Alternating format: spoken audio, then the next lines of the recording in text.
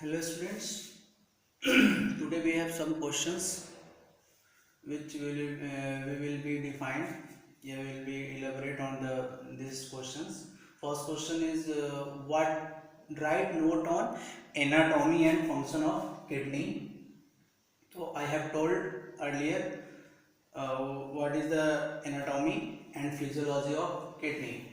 Next one is the function of kidney. If you talk about the function of the kidney, first one is formation of urine, water balance and urine output, and last one is electrolyte balance. These are the function of urine. Second question is give mechanism and steps of urine formation.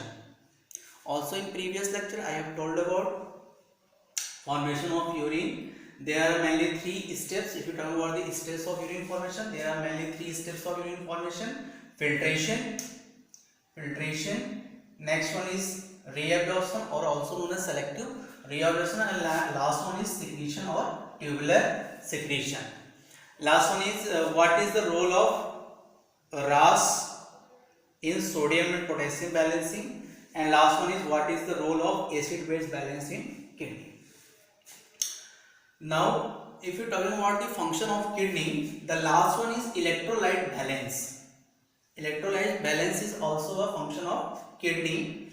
So electrolyte balance is the balance between water and electrolyte balance is known as electrolyte balancing. There are mainly three mechanisms in electrolyte balance, also known as sodium and potassium balance, or RAS, also known as renin angiotensin aldosterone system. Second one is calcium balance, and last one is pH balance or acid base balance. These all are the electrolyte balance. If you're talking about the sodium balancing, sodium and potassium balance, so we know that the sodium ion is the most cation in extracellular fluid, and potassium is most common in intracellular fluid. It means sodium जो आपका होता है वो extra cellular fluid में पाया जाता है. Extra cellular fluid it means जो कि आपके सेल के बाहर जो भी फ्लूइड होते हैं उसको एक्स्ट्रा सेलुलर फ्लूइड कहते हैं, और जो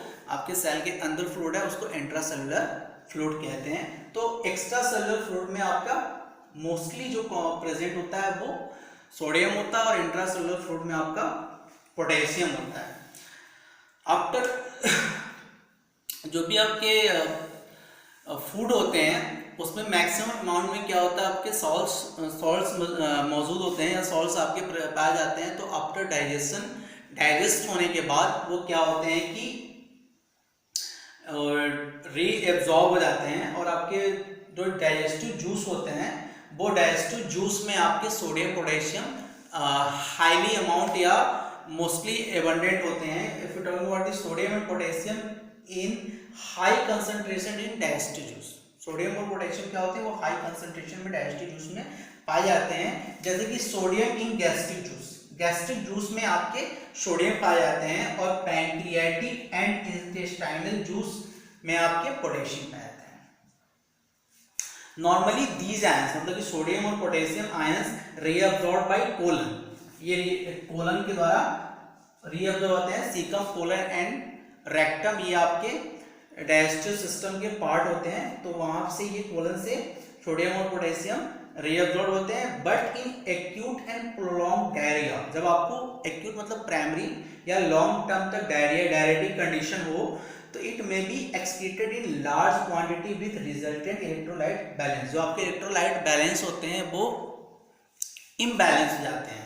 जब प्रोलॉन्ग ज़्यादा समय तक आपको डायरियाटिक कंडीशन हो, डायरियाटिक कंडीशन वो कंडीशन होता है जब आपकी बॉडी से बॉडी फ्लूइड ज़्यादा निकलने लगते हैं या इलेक्ट्रोलाइट्स ज़्यादा निकल बाहर आने लगते हैं, तो उसमें इम्बैलेंस हो जाते हैं इलेक्ट्रोलाइट्स और वाटर का. तो उस कंडीशन में आपको इलेक्ट्रोलाइट बैलेंस की जरूरत होती है. तो अगर हम इलेक्ट्रोलाइट बैलेंस या सोडियम पोटेशियम बैलेंस की बात करें, तो जो भी आपके सोडियम पोटेशियम बैलेंस जो मैकेनिज्म है वो मेनली रास सिस्टम पे डिपेंड है. रास system means renin angiotensin aldosterone system.